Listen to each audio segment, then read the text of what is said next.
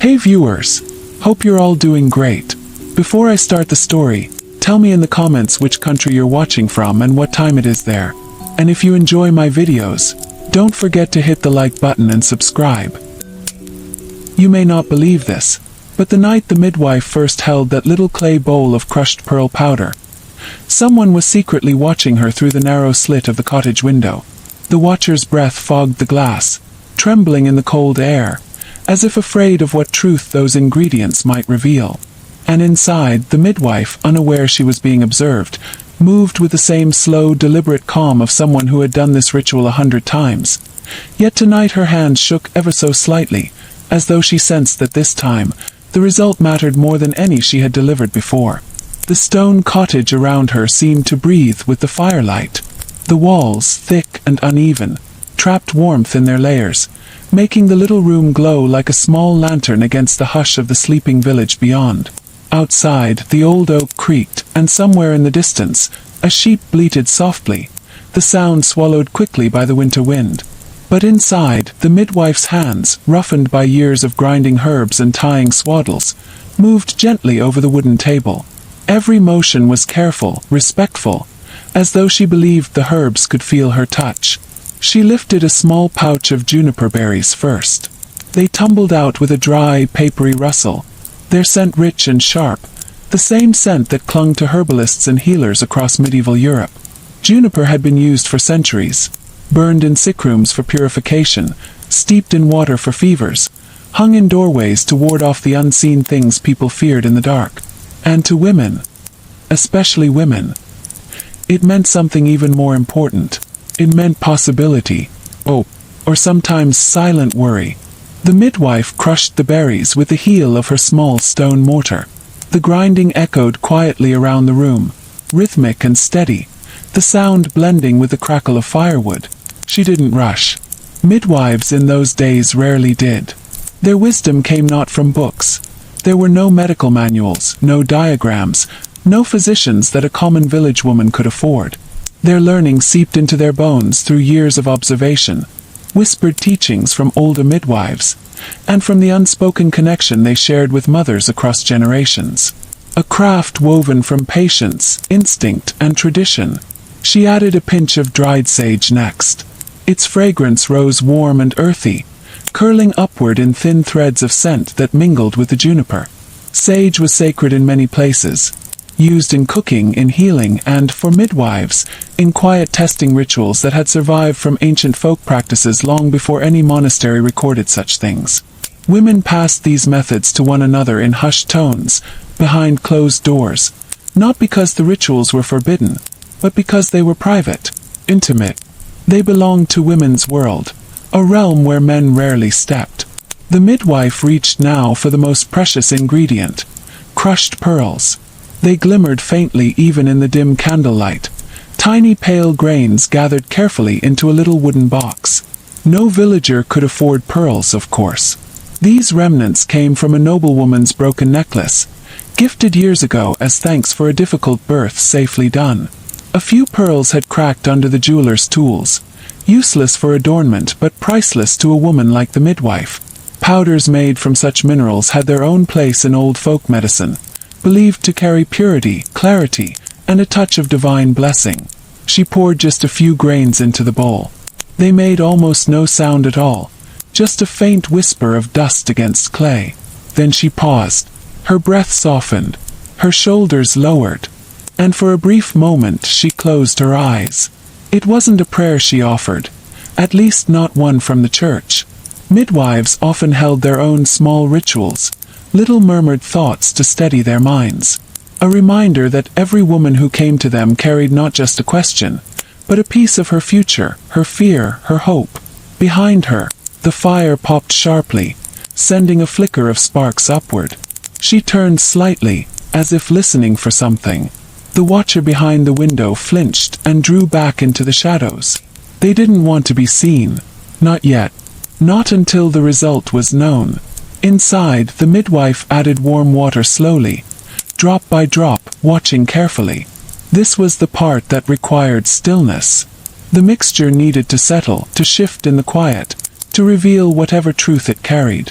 Women believed, some still do, that herbs respond differently to the essence of a woman's body. That certain changes in the powder's texture, scent, or color could whisper whether a new life was forming within her. It wasn't accurate by modern standards, of course.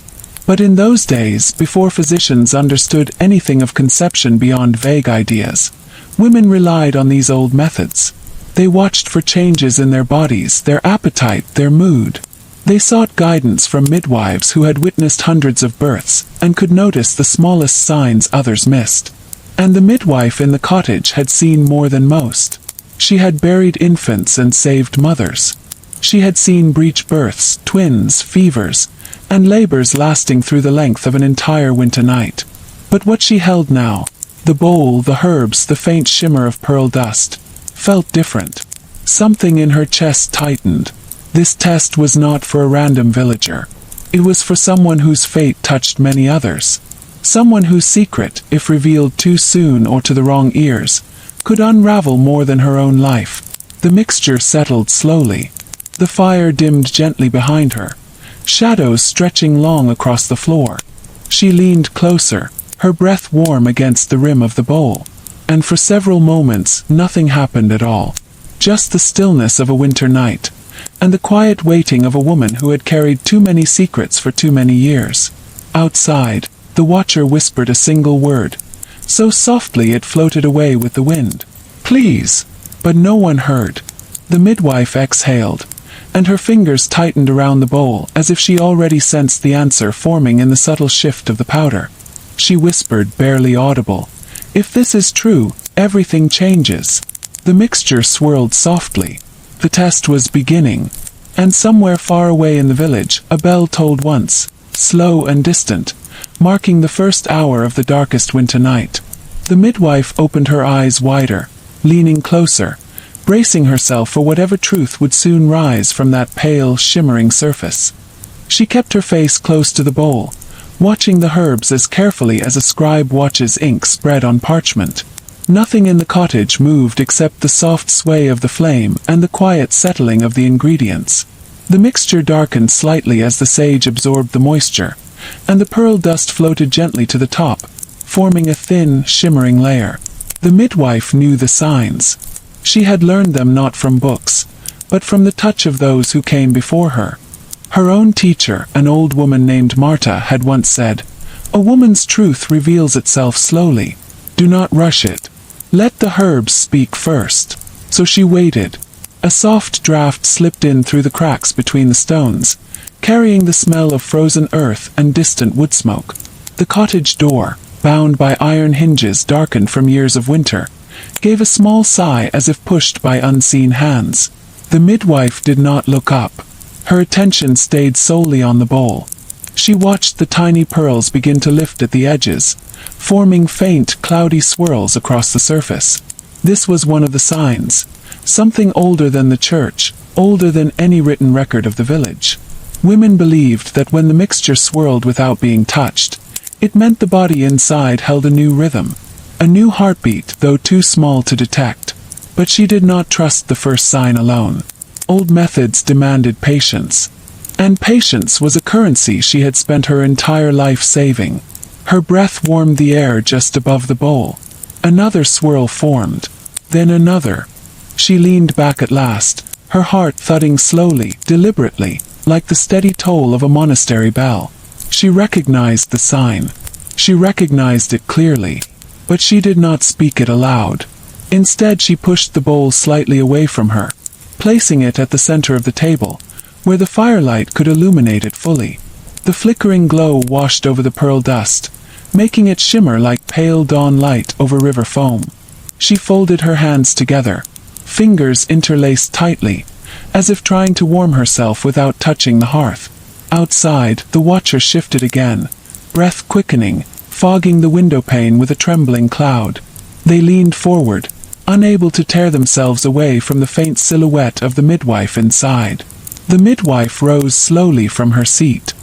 Her knees cracked softly beneath her wool skirts.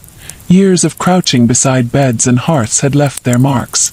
She reached for her small bundle of cloths near the shelf and wrapped them tightly around her shoulders. Though the fire was strong, she felt cold. Not from winter, from the weight of the truth she now carried. She moved to the small cot in the corner where her tools lay. Linen strips, sharpened scissors, beeswax candles, and a small iron pot she used for boiling water. She touched each object gently, almost unconsciously, as if grounding herself in the familiar. A distant howl rose from the forest, a lone wolf calling out into the night. It did not frighten her. Wolves were common. Hunger made them bold in winter. But tonight the sound carried a strange sadness, as if echoing some quiet omen the night was trying to whisper.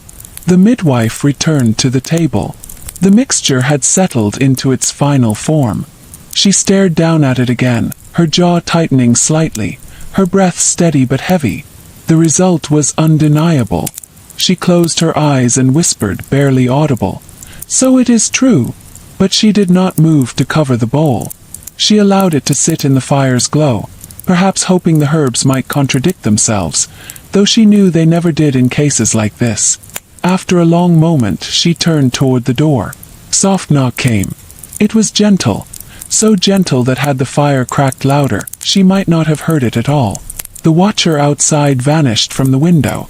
The silhouette slid backward into the darkness, leaving only the faint imprint of breath on the cold glass. The midwife froze, her hand a few inches from the latch. Only a few people would come to her cottage at this hour. Most villagers were afraid of the forest's night sounds, or simply too weary to wander in the cold. And when people did knock on her door after nightfall, it usually meant a woman was in labor, or a fever had broken suddenly, or a child needed tending. But this knock, this one carried hesitation, uncertainty, almost shame. She opened the door just enough to let the light spill out in a pale golden line across the snow. A young woman stood there, wrapped in a cloak pulled tightly around her face. Snowflakes clung to her hair like tiny white pearls. Her boots were caked in frozen mud, and her breath trembled as it rose into the air. She wasn't a villager, not with fabric that fine, not with fingers that delicate, not with that scent of perfumed oil drifting faintly from her hair. The midwife stepped aside silently. The young woman hesitated before stepping in. She moved cautiously, as though afraid her presence might somehow reveal too much. She kept her hood low, hiding the upper half of her face. Her hands shook, not from the cold, but from something else.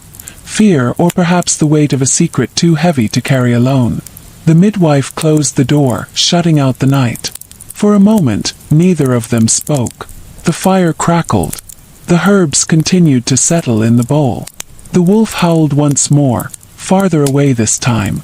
The young woman glanced at the table. The bowl. The mixture.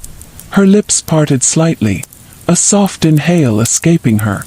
The midwife's voice, when it came, was soft, low enough to keep the moment intimate, but steady enough to reassure.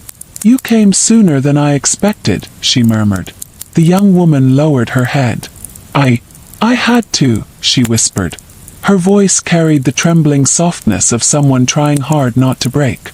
"Did the herbs say anything?" The midwife did not answer immediately. She walked toward the table with slow steps, her fingers brushing the worn wood as though guiding herself forward. When she reached the bowl, she looked at it once more, confirming what she already knew. Then she turned. The young woman raised her eyes slightly, the edge of her fear showing beneath her hood. The midwife spoke. "It has begun." The young woman's breath caught. Her fingers clutched her cloak tighter. And outside the cottage, the watcher stepped silently back toward the window, desperate to catch even a fragment of the words exchanged within. The young woman's breath shivered in her chest at the midwife's words. She did not move at first. She simply stood there, wrapped tightly in her cloak as if it were the only thing keeping her from falling apart.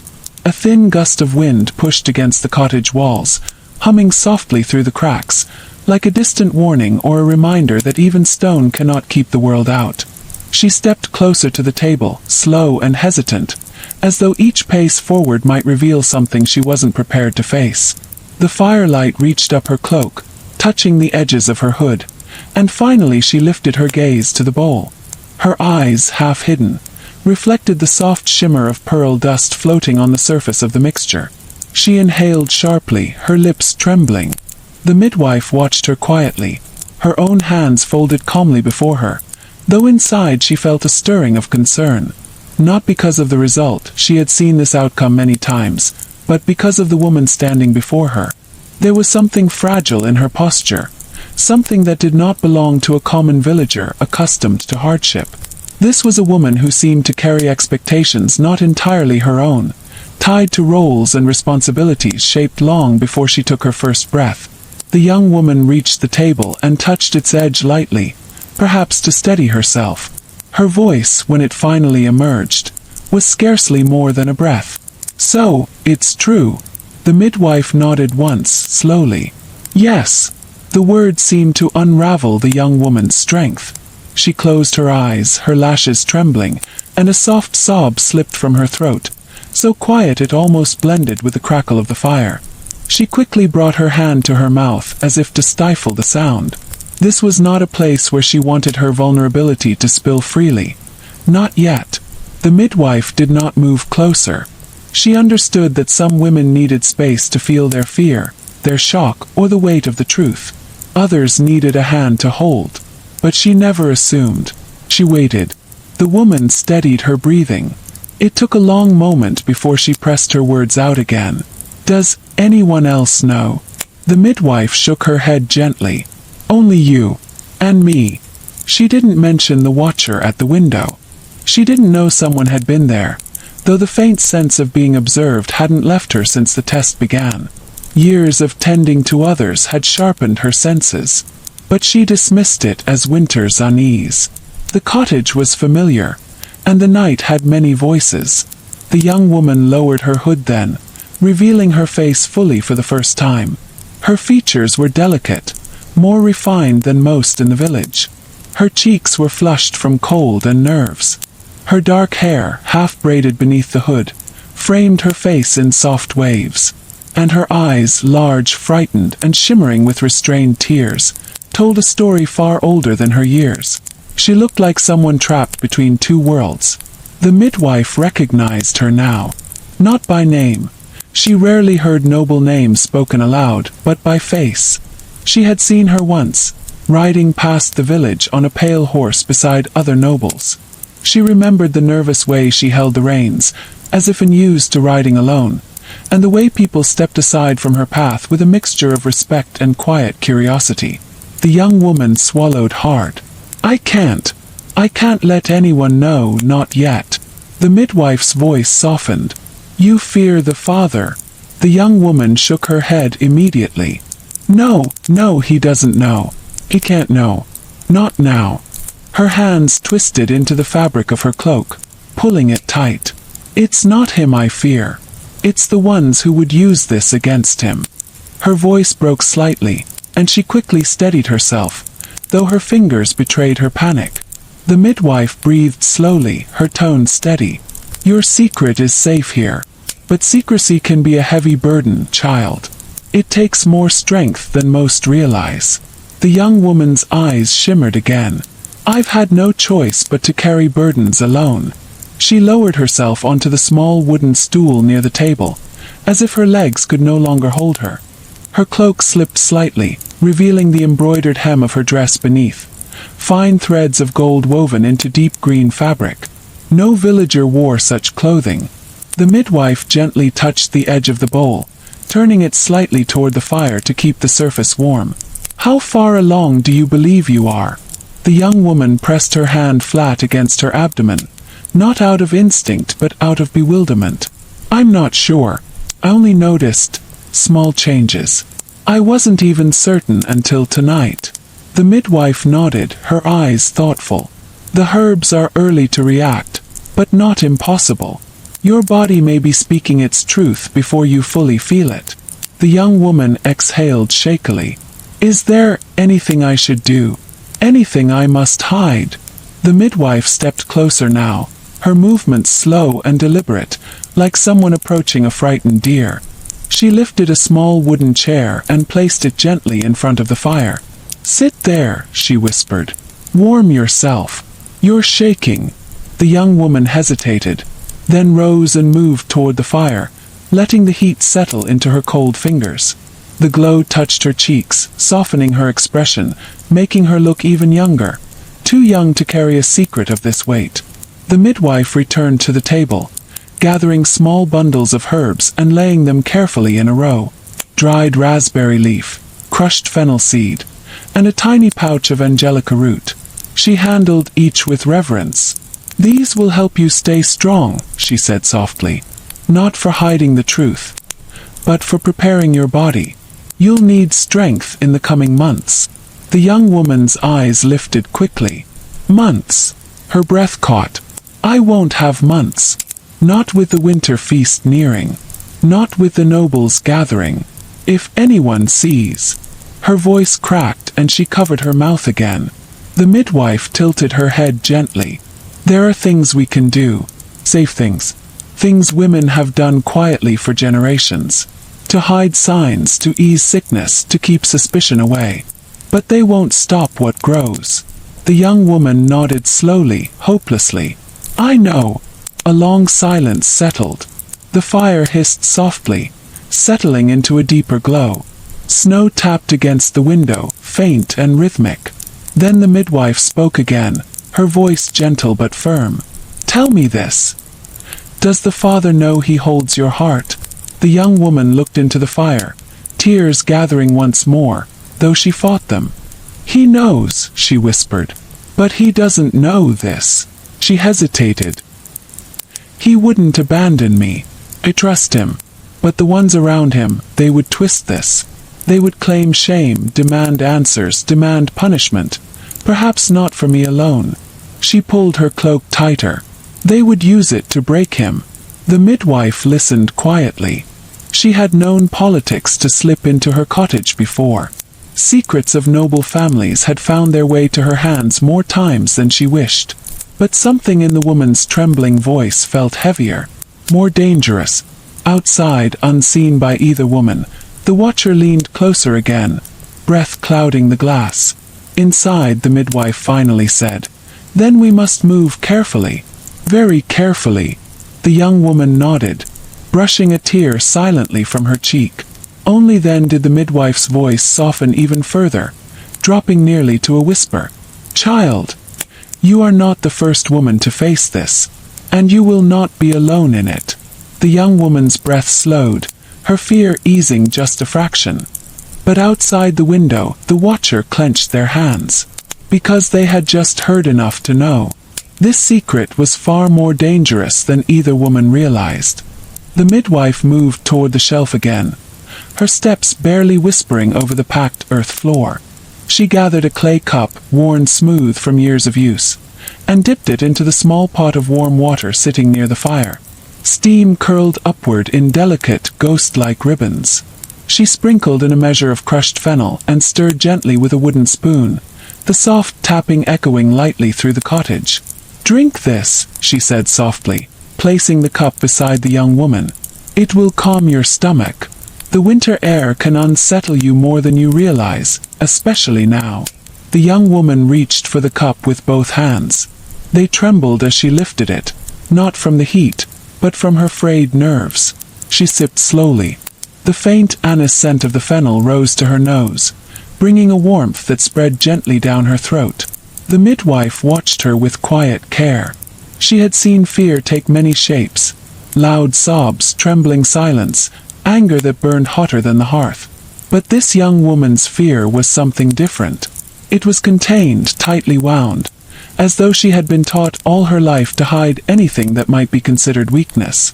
"You must rest a moment," the midwife murmured, pulling a woolen blanket from a hook and draping it gently over the young woman's shoulders. "You've walked far, and in the cold."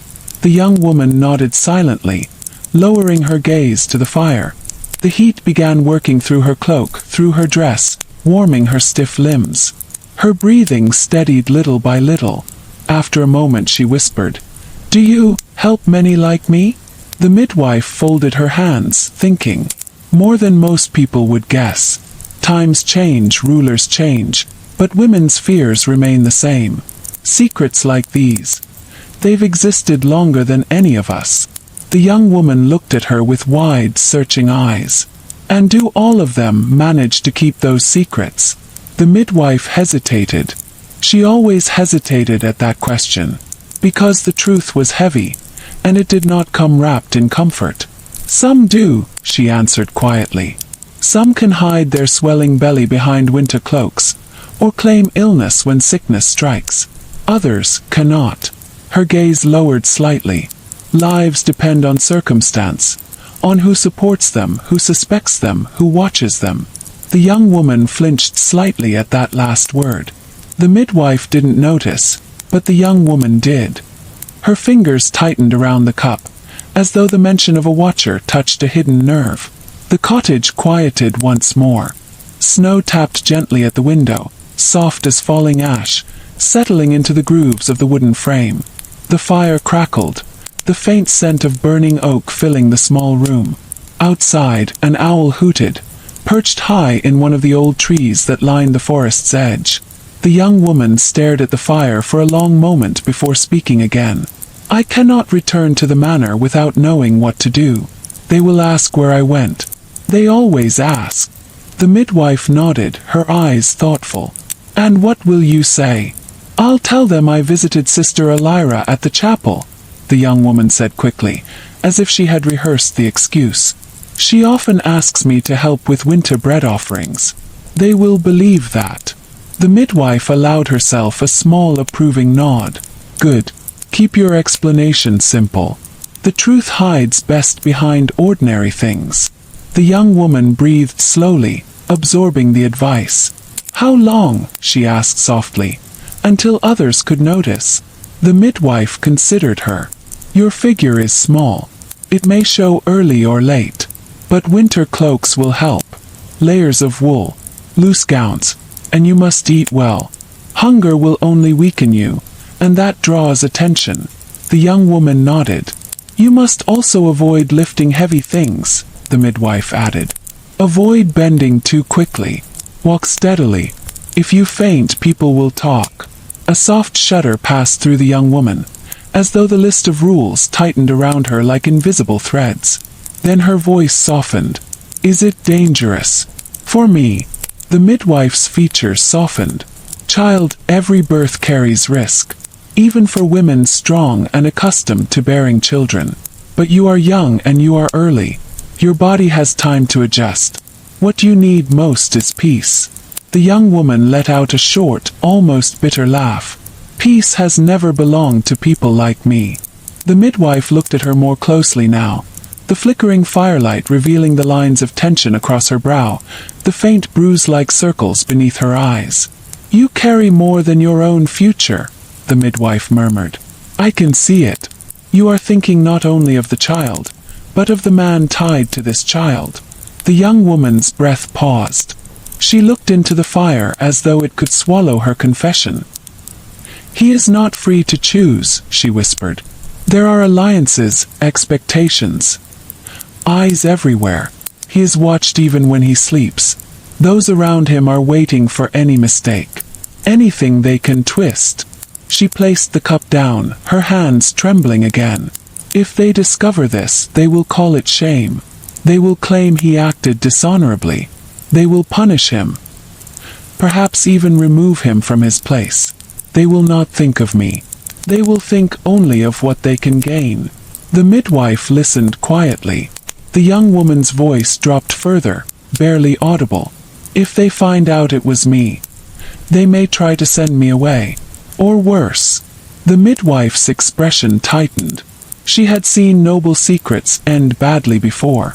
Harshly, unfairly. Women discarded, hidden, or forced into choices they never should have had to make. After a long, steady breath, the midwife finally said, Then we must be wiser than they are. The young woman looked up, confusion flickering in her eyes. We must work slowly, the midwife continued. Patiently, and without drawing attention. You will come to me only when necessary. Not too often. Not too late. And you must never come at the same hour twice. The young woman nodded, absorbing the instructions like someone holding onto a rope in a fast-moving river. And, the midwife added quietly, You must watch yourself closely. Listen to your body. If anything feels wrong, any pain, any bleeding, any fainting spells, you must send word.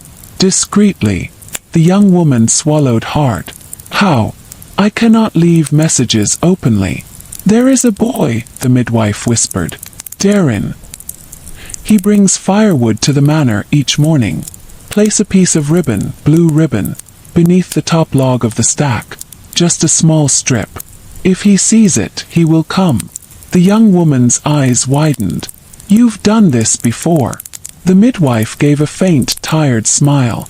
I have lived long enough to know the ways women must bend the world to survive. The young woman stared into the fire again, letting the warmth settle into her bones. After a moment she whispered, Thank you. The midwife shook her head softly. Do not thank me yet. The path ahead is long. The young woman nodded. I know. But before either woman could speak again, a sudden crack outside split the quiet. A sharp snap of a twig breaking underfoot. The young woman jolted, turning toward the window. The midwife's eyes narrowed. Silence followed. But the young woman's breath came quicker now, and her voice trembled when she whispered, Did you hear that? The midwife did.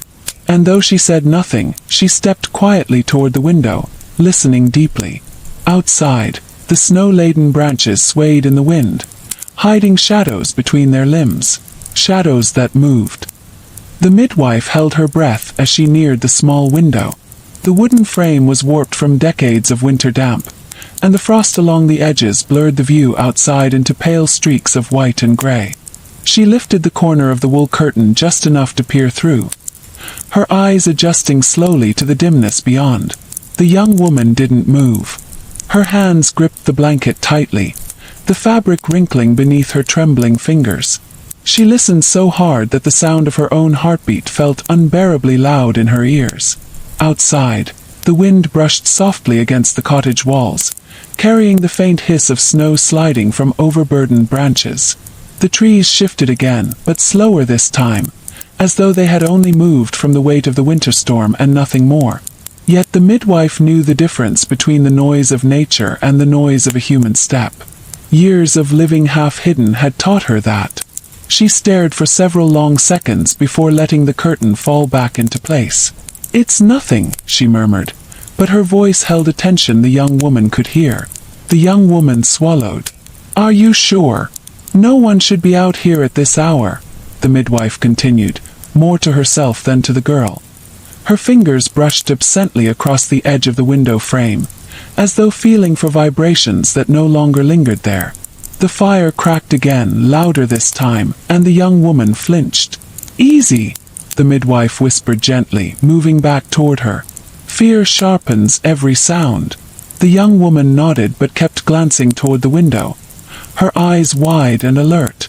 The cottage, usually a place of warm quiet, now felt smaller, as if the air itself leaned inward to listen. The midwife sat across from her, folding her worn hands in her lap. Tell me, she said softly, besides the manor, who else might follow you? The young woman hesitated. Her lips parted, then closed again. She looked down, pushing her fingers into the wool of the blanket as though hiding inside its folds. I don't know, she whispered at last. Sometimes I feel watched. In the corridors, in the courtyard, even when I visit the chapel. I hear footsteps that stop when I turn, or a door that closes too quickly. Her breath quivered. But maybe it is only in my mind. Everything feels louder now. The midwife didn't dismiss her fear. Women in your position, she said gently, learn to notice more than others. Danger teaches you to hear the smallest things. The young woman's eyes glistened. Then someone could be watching. It is possible. The midwife's tone was steady, practical.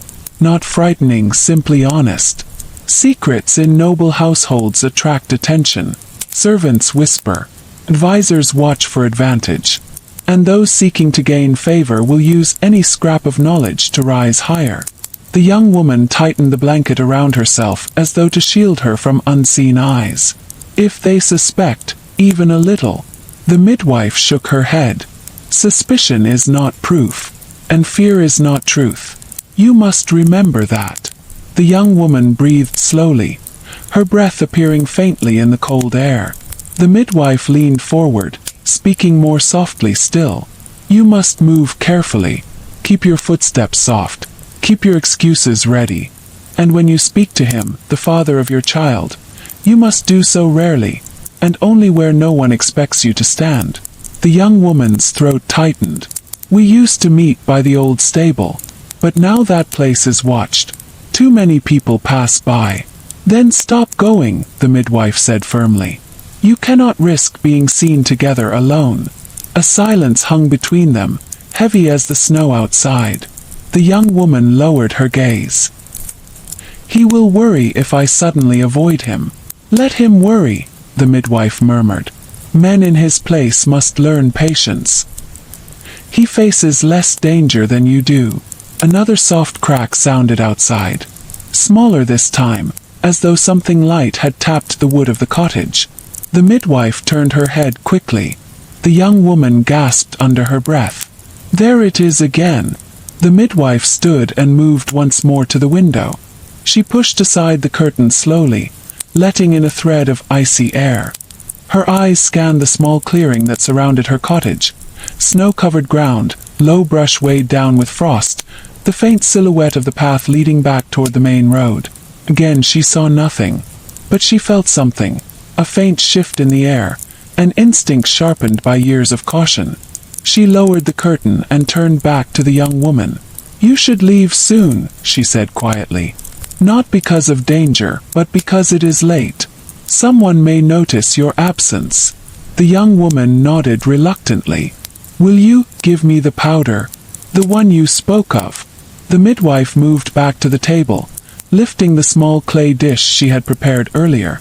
The mixture inside was pale, soft, almost shimmering where the firelight touched it. Crushed pearls had a way of catching every flicker of light, even in dim rooms. "This is enough for several tests," the midwife explained, handing the small pouch over with careful hands. "Use only a pinch at a time. Mix it in warm water, not too hot, and wait for the color to settle." The young woman held the pouch against her chest as though it were a fragile treasure. "And if the color darkens, then your condition is certain," the midwife whispered. "And we move to the next steps." The young woman nodded slowly. The midwife reached for a second object, an old piece of wool cloth wrapped tightly with string. She placed it in the young woman's hands. "This is a mixture of herbs to calm your breathing if worry becomes too strong. Lavender, sage, and winter mint. Hold it to your nose and breathe slowly. It will steady you."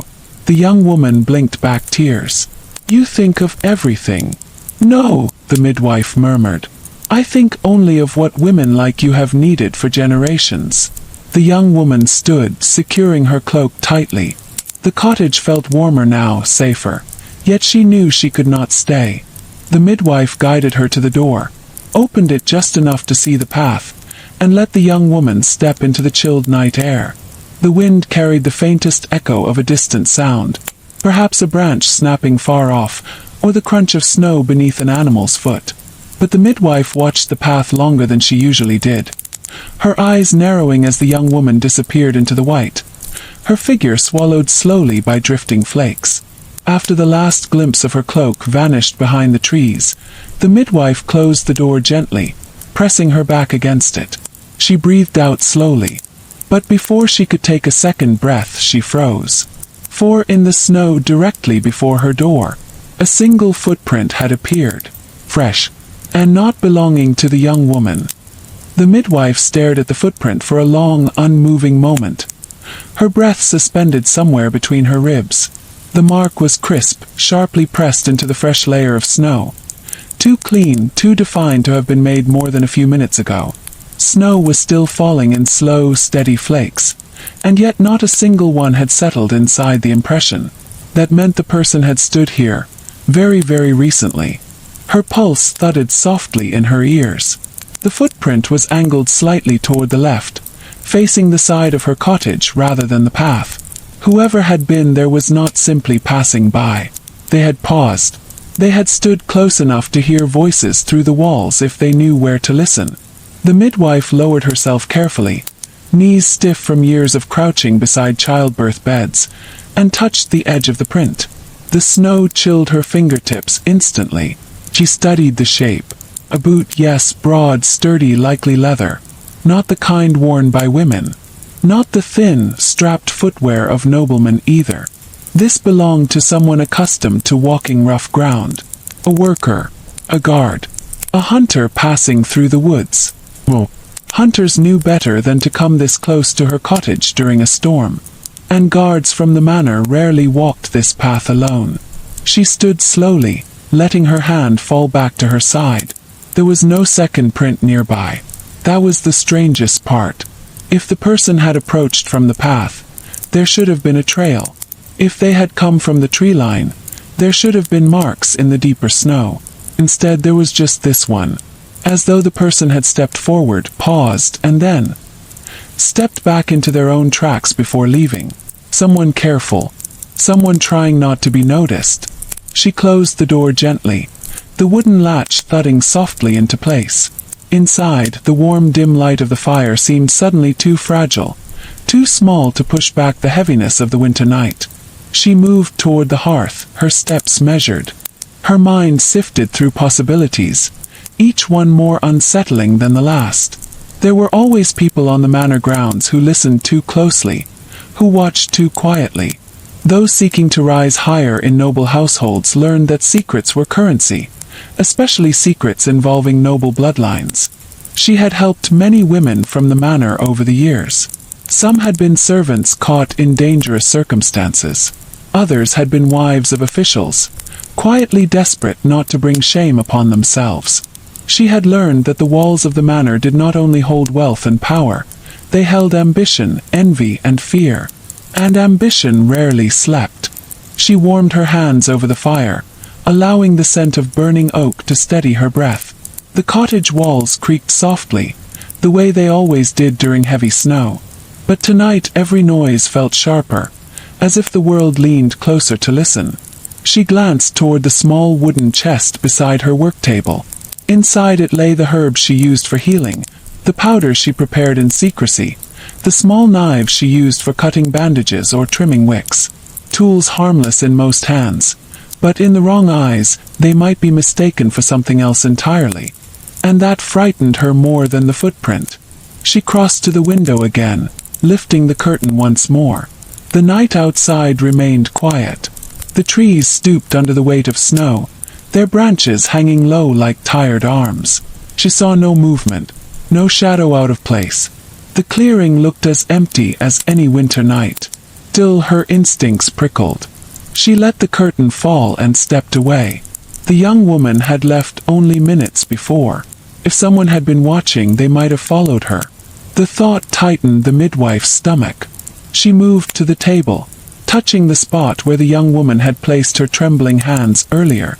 A faint warmth still lingered. It felt almost like a ghost of her fear. The midwife closed her eyes briefly, imagining the girl walking through the dark forest path alone. Her steps careful but hurried, her breath leaving small clouds in the icy air. The girl carried more than fear. She carried a future that could unravel the fragile balance of the manor. And fragile things drew predators. The midwife wrapped her shawl tighter around her shoulders. The fire crackled again, releasing a soft pop that echoed through the little room. She whispered under her breath, "Let her reach home unseen." Then she turned toward another corner of the cottage, where a small wooden stool sat beside the wall. She lowered herself onto it, her joints creaking. She had lived a long life, hard one, and she had carried the burden of other women's secrets far longer than most could endure. Her hands rested in her lap. The silence seemed thicker now. After several minutes, she stood again. Slowly, deliberately, she moved to the shelf where she kept her small bundle of protective herbs, sprigs of rosemary, dried yarrow, and a few strands of sweetgrass she had traded for seasons ago. Historically, many midwives kept such herbs not as charms, but for the simple reason that they had learned how infection spread long before men of the church ever understood cleanliness mattered. The herbs masked smells, repelled insects, and could be burned to cleanse a room's stale air. She lit a tiny twist of rosemary in the fire. The fragrant smoke curled upward lazily. It calmed her, though she knew it could not erase danger. Outside, the wind shifted again. A faint sound, barely there, whispered across the cottage wall. Not a knock, not a scrape. More like the soft impression of someone brushing past wood in passing. She froze. Her breath drew in sharply, but she held it quiet. Another whisper of sound. Too soft for certainty. Too close for comfort. She moved closer to the door, placing her ear gently against the wood. The cold seeped into her skin immediately. She listened. Nothing. Then, just barely, a faint crunch of snow. Her throat tightened. She stepped back, every sense alert now. The room suddenly felt too exposed, too vulnerable. The small window, once harmless, now seemed like an eye someone could peer through if they dared come close enough. She crossed quickly to the fire and lowered the flames with a handful of ash, dimming the room. The shadows deepened, stretching long and soft across the walls. She waited. Seconds passed, then minutes. Only the faint crackle of cooling embers sounded. When she was finally certain the moment had passed, she straightened slowly.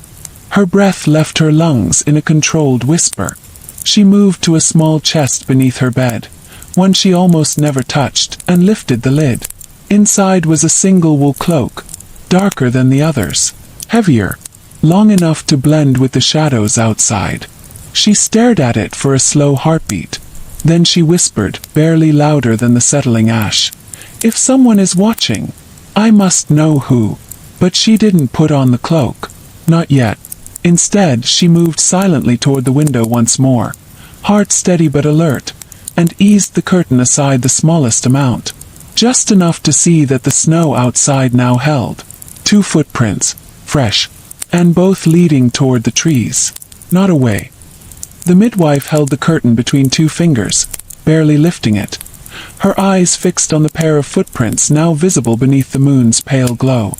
The snow had softened around them, giving each impression a muted edge.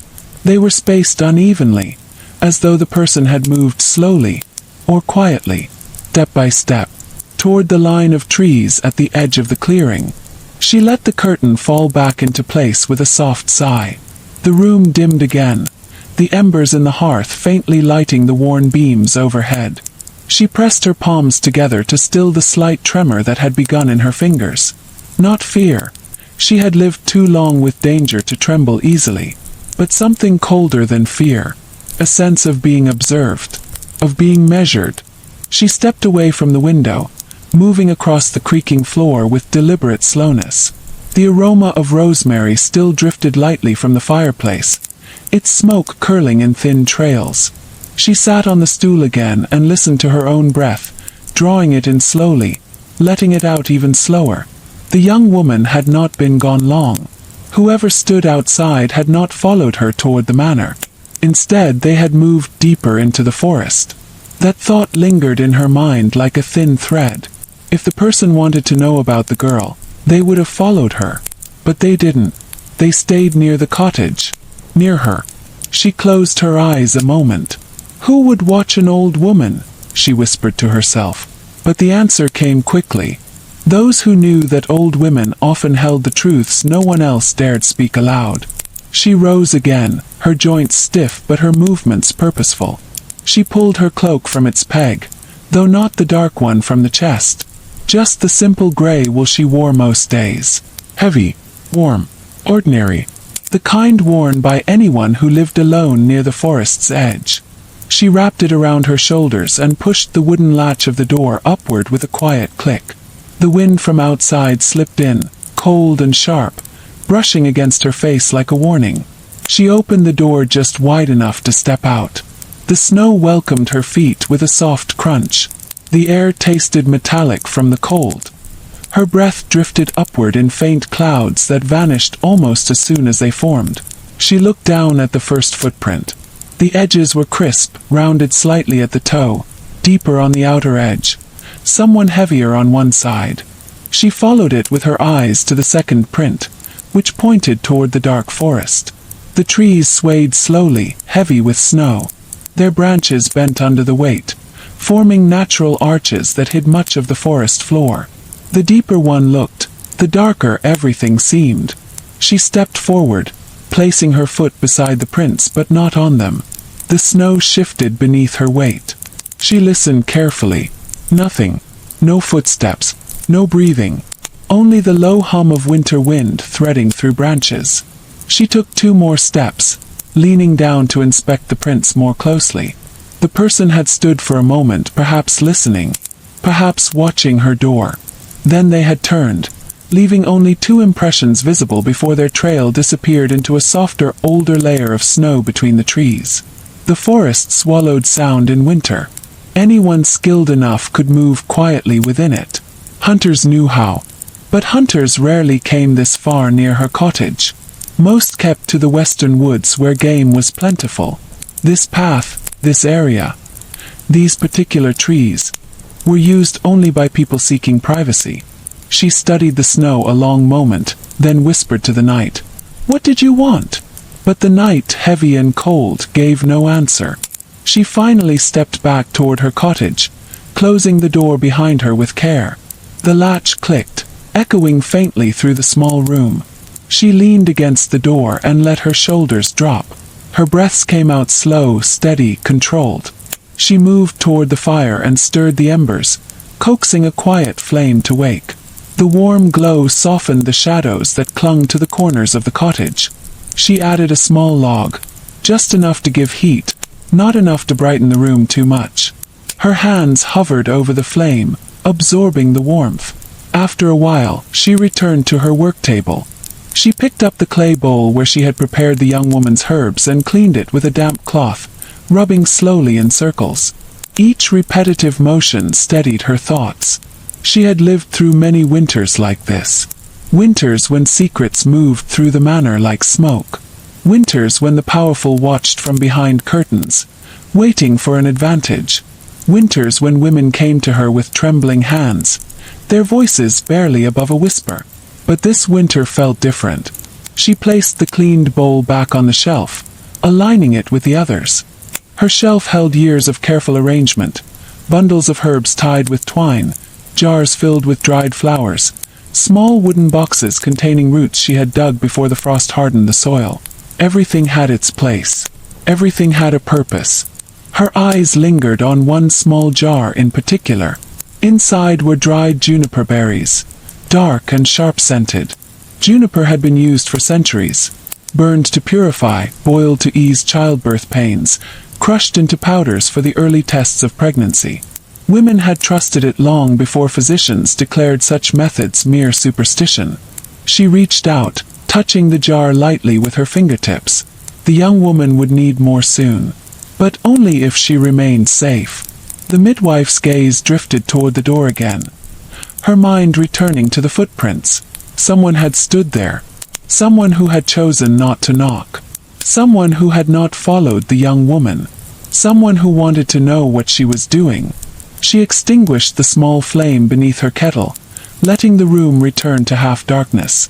She did not like wasting firewood on nights when her thoughts grew too loud. She moved to her bed, little more than a wooden frame with an old wool mattress, and sat on the edge. Her back ached slightly. She rubbed her lower spine, sighing softly. The cottage creaked as the wind brushed its sides again. The noise was not unusual, but tonight every sound echoed with possibility. She lay down slowly, pulling the blanket over her. The wool was heavy, woven by hands long gone. She stared at the wooden beams above her. For a while she simply listened. Gust, then stillness. Then the faint rustle of snow sliding from the roof. Nothing more. And yet she did not close her eyes. Instead she whispered into the dimness, "If you return, I will know." Her chest rose and fell slowly, as though she were preparing for a long night of half-sleep, half-watching. And before her eyelids could lower completely, somewhere far off in the forest, muted by distance but clear in her practiced ears, a branch snapped. Not from snow, but from weight. Someone was still out there. And they had not gone far. The midwife lay still for a long moment, her body heavy against the worn wool of her blanket. The faint creaks of the cottage settled into her ears, each one reminding her how thin the walls were, how little separated her from the dark forest outside. Her fingers traced the edge of the blanket, smoothing the folds as if that simple act could steady the invisible tension in the air. She did not close her eyes. Not yet. Years of experience had taught her that even the smallest sound could carry meaning. A snap of a branch, a shift in the snow, the rustle of hidden leaves. Each could speak more truth than the words of a nervous servant or a frightened young woman. She listened. The wind sighed softly against the roof. A branch shifted, letting loose a small flake of snow that landed with the faintest tap on the frozen earth. Then silence. No more footsteps. No more intrusions. But she did not trust the quiet. Quiet could be deliberate. Quiet could conceal movement far slower than the human ear might notice. She rose carefully, her joints stiff and slow. The warmth of the fire had faded, leaving a chill that crept along her ankles. Her wool cloak fell around her shoulders, heavy and familiar. It smelled faintly of smoke, rosemary and thyme. The scent of a life lived close to the rhythm of the seasons, and close to the fears and pains of the women who had come to her over decades. Her hand rested on the table where she kept the small jars of powders. She ran her fingers over the smooth clay, brushing against crushed juniper berries, powdered pearls, dried sage. Each substance had its history, its method, its reason for being. These were not mere charms or superstitions. They were tools honed by women before her. Centuries of trial and observation compressed into simple rituals. A pinch, a stir, a drop of water, a moment's watchfulness, and the world could reveal its truths. She pulled one small jar closer. Juniper berries, ground to a fine powder. The scent was sharp, cleansing, almost medicinal. She touched the powder lightly with her fingertip and let it fall back into the jar. Even centuries of tradition could not disguise the truth that such things were fragile. One misstep, one impatient hand, one interruption, and everything could fail. She glanced toward the door. The footprints, she thought, must have been left by someone who knew the forest and the cold well enough to tread lightly, to step without breaking the delicate surface of snow too far beyond what was necessary. That someone had watched her, that someone had waited, and that someone had retreated with purpose. A faint rustle came again from the tree line, this time subtler. Perhaps a small animal, perhaps the movement of snow settling under its own weight. But the midwife's ears detected the rhythm of steps, deliberate and measured, not the pattern of wildlife, not the clumsy mark of a deer or fox. Human, careful, intentional. Her hands itched with the need to prepare, not to confront, but to guard, to anticipate. She returned to her shelf, aligning the jars once more, smoothing the wool bundles beneath them. A misplaced object could signal disorder to a curious eye. Everything must appear ordinary. Everything must appear unremarkable. That was the first rule of survival in a world governed by secrecy. Her mind returned to the young woman. She had left the cottage carrying more than herbs. She carried her own uncertainty, her own fear, her own fragile hope. And now, unknowingly, she had been observed. Perhaps the footprints were only coincidence. Perhaps some traveler had paused to catch shelter in the trees. Perhaps, or perhaps not. The midwife lit a small candle in the corner, letting its faint glow stretch over the work table. Shadows flickered across the walls, long and thin, bending over the jars, over the bundles, over the small tools carefully stored away. Each flicker seemed to mimic the forest outside. The trees swaying, the snow shifting, the subtle weight of an unseen presence. She sat again, kneading her hands together, listening. The wind carried no further sounds. No step approached the door. No knock sounded. And yet the weight of being watched remained. Years of experience taught her that the absence of sound could be louder than the loudest noise. She thought of the powder she had prepared for the young woman. How carefully it had been mixed. How delicately she had crushed the pearls, how slowly she had stirred the herbs into warm water, watching for subtle changes. In that simple act so much depended. Young life. Secret. The fragile stability of the household. Even a minor misstep in preparation could reveal more than anyone intended. The candle flickered again. Shadows danced across the room, stretching toward her. She drew the blanket closer around her shoulders and leaned toward the table, studying the small labels on the jars. Sage for clarity, juniper for observation, crushed pearl for certainty. A delicate balance, an intricate sequence, and centuries of tradition held in her hands. Outside, snow shifted again. A low wind carried flakes against the walls. She heard the faintest whisper of branches bending. A step, or perhaps only the suggestion of a step, echoed faintly against the silent forest. Her eyes lifted. The door, the window, both were secure. Locked, latched, blocked from casual entry. And yet, the footprints. 2 impressions in the snow, deliberate, measured, now softened slightly by drifting flakes. Someone had been there. Someone had waited. Someone had watched. And for reasons she did not yet know, they had not left entirely. She leaned back slowly, letting her hands rest in her lap. The candlelight flickered across her face, softening the lines that years of labor and worry had drawn there. She had lived through storms, through sickness, through childbirths that ended in life and in death. She had learned to read signs invisible to most. And she understood the footprints, though not their full intent. Her gaze returned to the small jar of juniper. She traced the rim with her fingertip. The simplicity of her tools, the centuries-old knowledge compressed into a pinch of powder, was her strength. The forest outside, the unseen watcher, the unknown observer. None of it could undo what she had learned over decades of patient observation. Still, she did not trust the night entirely. That was not fear. That was the discipline of someone who had seen what happens when the unobservant underestimate subtle danger. She would wait. She would watch. And she would act only when necessary. She closed her eyes briefly, letting the faint warmth of the fire and candle soften the tension. She breathed in slowly. The rosemary smoke mingled with the chill of the room, carrying a faint memory of sun-dried herbs, of warm kitchens, of women who had relied on her long before this winter. She exhaled, low, controlled, measured, each breath grounding her. A soft tap against the window startled her. Gentle, almost imperceptible. She did not jump. She simply adjusted her position, hands resting lightly on the table, fingers brushing the clay jars. Her eyes traced the window, searching for shadows, for movement, for any sign of intrusion. Nothing visible. And yet the knowledge remained. Someone had been there. Someone had watched. Someone had made their presence known, however faintly, deliberately, in a manner designed to be perceived without revealing intent. She whispered softly to the room, to the candle, to the forest beyond. "I know you are there. I know you are watching."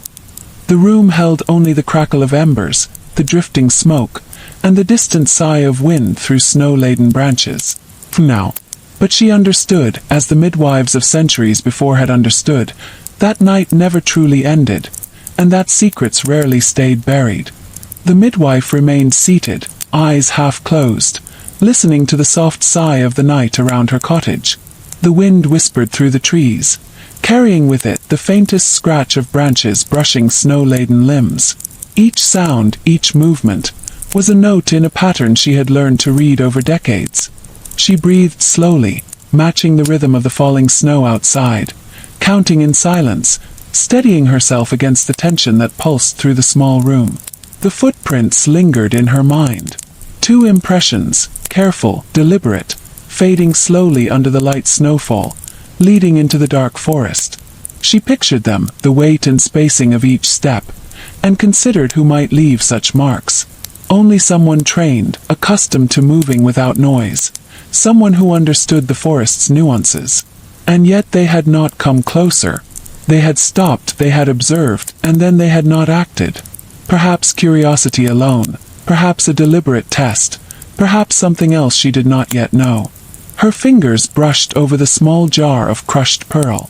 It sat quietly among the other powders and herbs, innocent, mundane, yet potent in its use. A test, a confirmation, a secret kept under careful measure. The young woman had held it in her hands only minutes before. How unaware she had been, and yet how reliant she was upon this fragile ritual. Generations of women had trusted such powders, centuries of quiet observation compressing knowledge into a pinch, a drop, a minute of waiting. The midwife reached for a small wooden ladle and stirred the embers in the hearth. The warmth spread slowly through the room, softening the chill that had gathered in her bones. Outside, the snow fell heavier for a moment, then lighter again, dusting the footprints, softening the edges, but not erasing them entirely. Nature itself seemed to test patience. Slow, deliberate, subtle. Her mind returned to the young woman. She had sent her into the night with instructions delicate enough to guide a feather, precise enough to avoid suspicion. Blue ribbon, hidden in firewood, discreet signals. Methods honed through centuries, through necessity, through countless situations where discretion meant survival. The girl was unaware, naturally, but she carried a dangerous knowledge in her steps, her breath, her hesitation. The midwife moved toward the small shelf where she kept her herbs, straightening the bundles tied with twine, aligning jars so that nothing appeared out of place.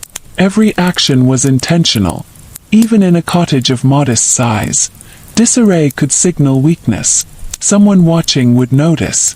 Someone interested in her business would observe the small inconsistencies, the tilt of a jar, the absence of a bundle, and they would understand that here, in these small, ordinary details, lay control, discipline, secrecy. A soft creak of the floor drew her attention. She turned slowly. Nothing visible. The shadows from the fire flickered across the room, stretching along the walls, across jars, across her hands. Shadows could be deceptive. Shadows could be revealing.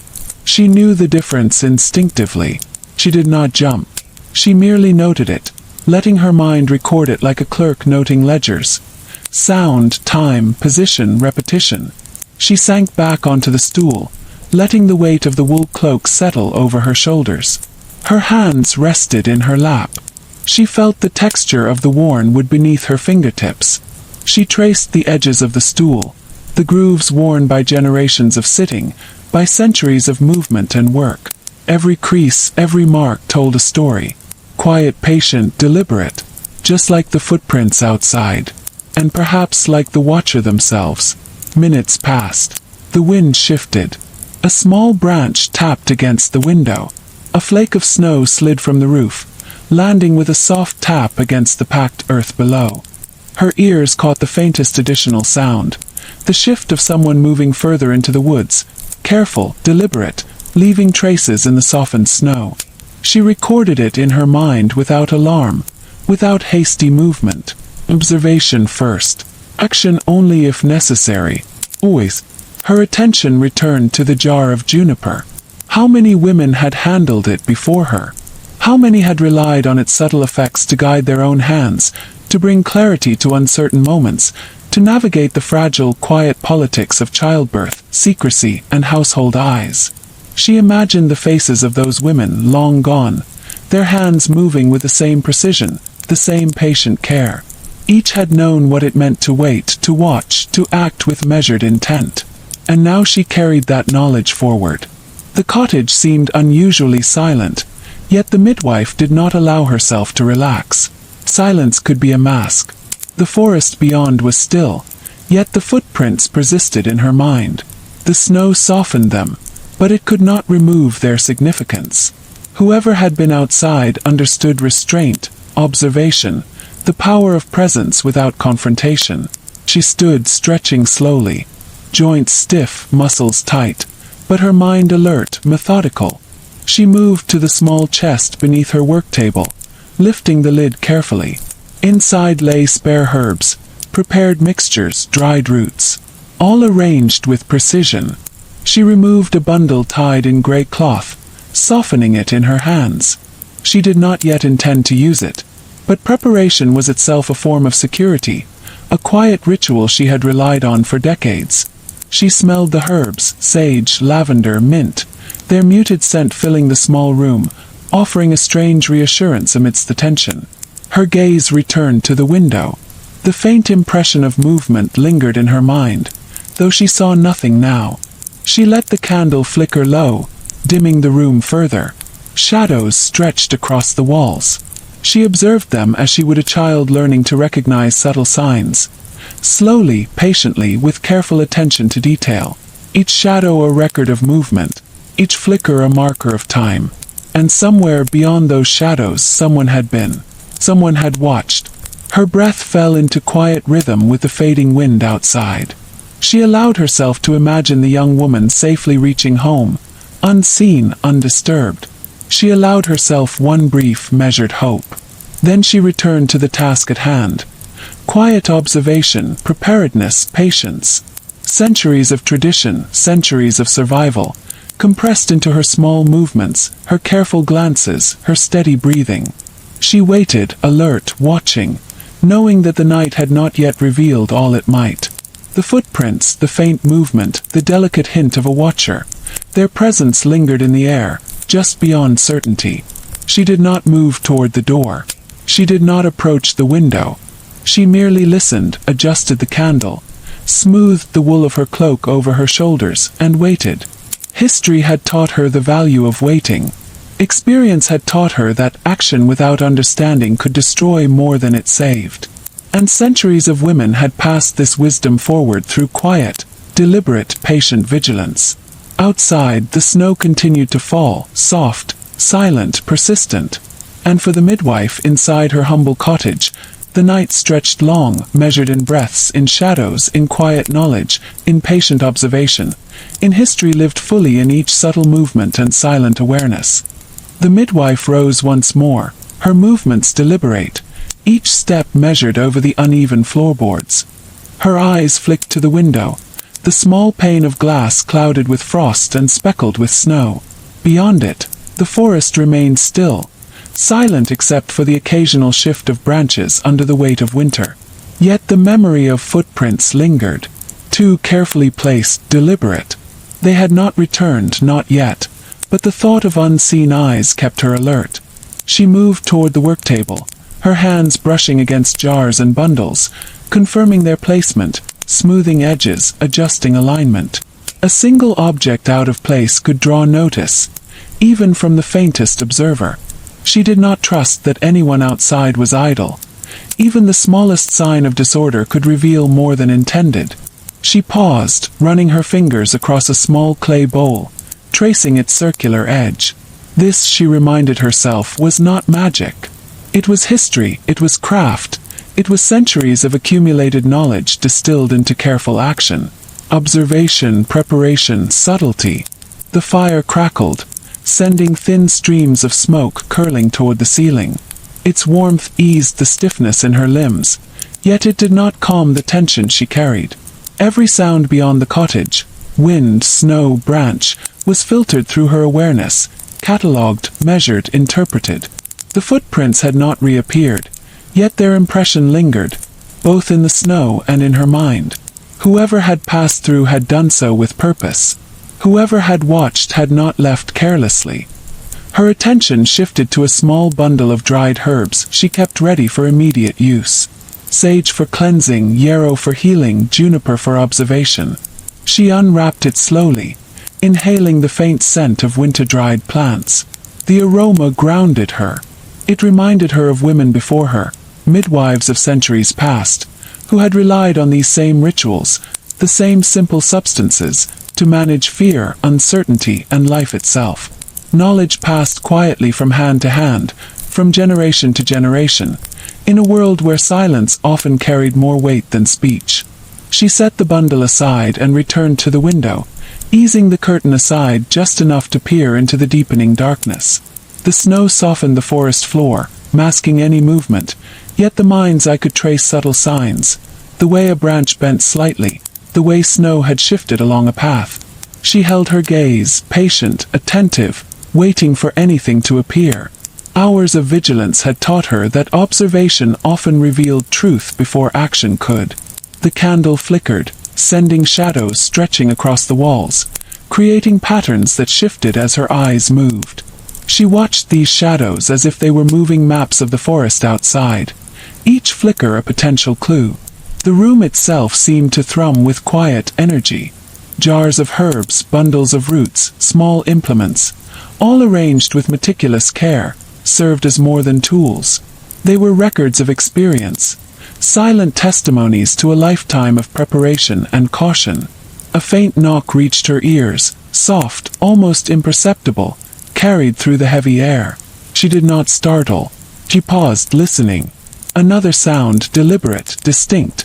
A small shift at the door, perhaps the brush of a cloak against wood. She rose carefully, her movements controlled, and approached the door, her hand resting lightly on the latch. Her mind catalogued the sounds. Timing, sequence, weight, intent. Each a subtle measure of who might be outside. The door remained still. No shadow crossed the frosted glass. She exhaled slowly, letting her pulse settle while maintaining vigilance. The night was quiet, yet she could not trust quiet entirely. The footprints had been deliberate, the presence beyond the walls intentional, and the young woman, walking alone through winter snow, remained unprotected, unaware that even a small pause, a shift in snow, could betray her path. She returned to the table, touching the small clay jar of crushed pearl. The powder was fine, pale, almost luminescent in the candlelight. A test for pregnancy, carefully prepared, relied on timing, precision, and centuries of empirical observation. It was simple in appearance, yet its application carried profound consequences. She thought of the young woman's hands, trembling as she had held the cup, and the weight of secrecy that now traveled with her through the dark forest.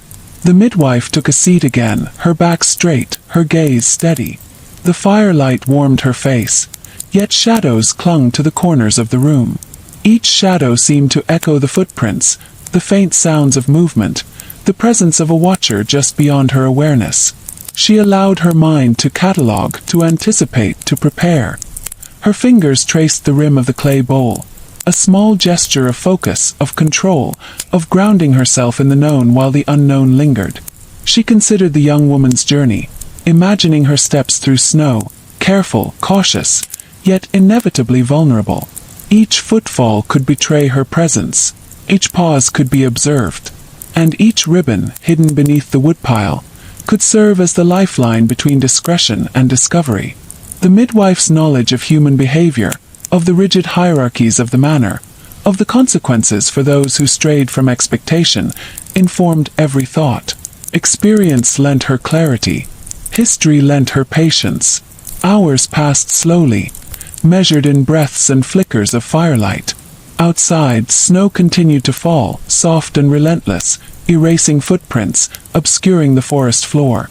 The midwife remained seated, attentive, unhurried. She understood that time itself was an ally when handled correctly. Movement, rash or poorly considered, could betray her. Observation, deliberate, patient, and measured, offered insight beyond sight alone. Her hand brushed against the small bundle of sage. She lifted it gently, inhaling its dry, sweet aroma. She considered lighting it, letting the smoke drift through the room. Not as a charm, not as superstition, but as a marker, a method to observe how air carried movement, scent, and smoke patterns, subtle indicators that revealed the presence of another. It was a method practiced for centuries, the quiet wisdom of women who had survived by noticing what others overlooked.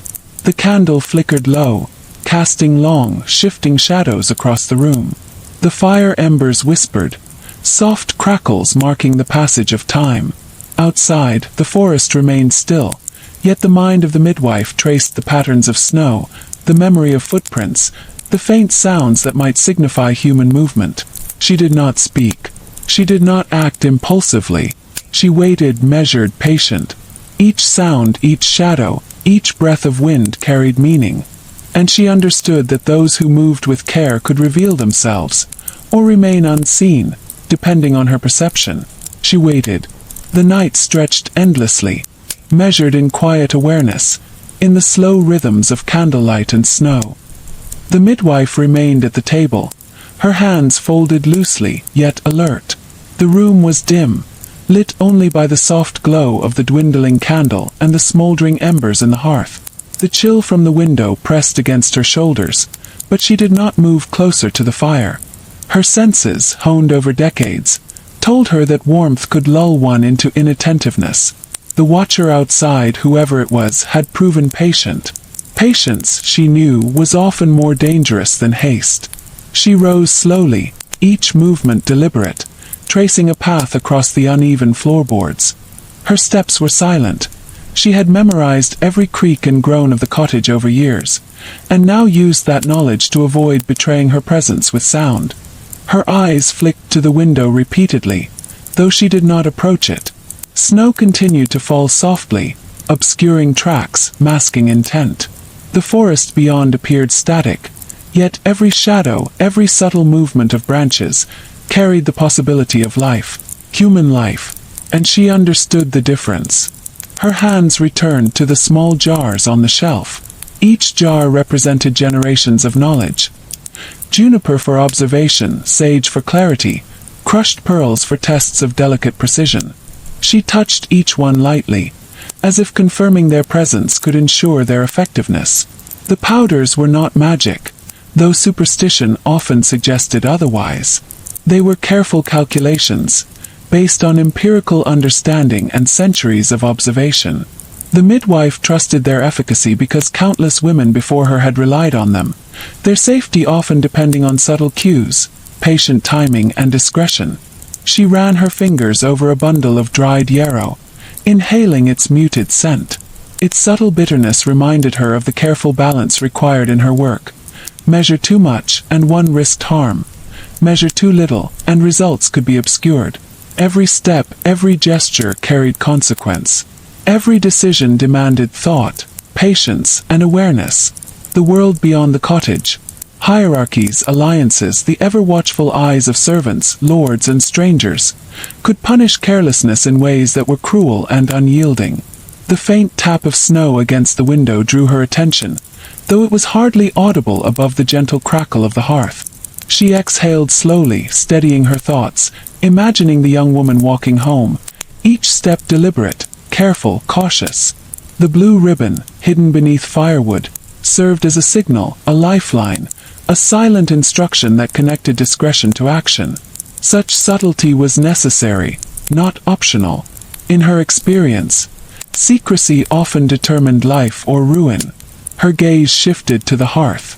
The embers glowed faintly, and she added a small log with quiet precision, careful not to disturb the shadows along the walls. Fire, she had learned, had a rhythm. Too much, and it revealed too much. Too little, and it failed to sustain.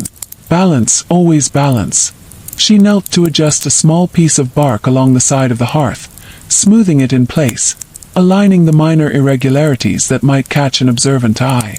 Even in isolation, one practiced vigilance. She returned to her seat, hands resting on her lap. Her eyes fell upon the jar of crushed pearls once more.